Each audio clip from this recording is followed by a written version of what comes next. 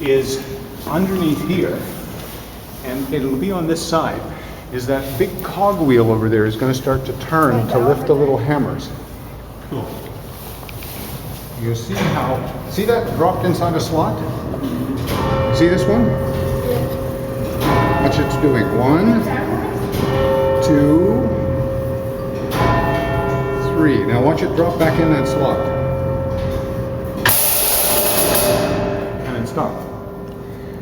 The way this clock works is this slotted wheel chimes the quarter hours.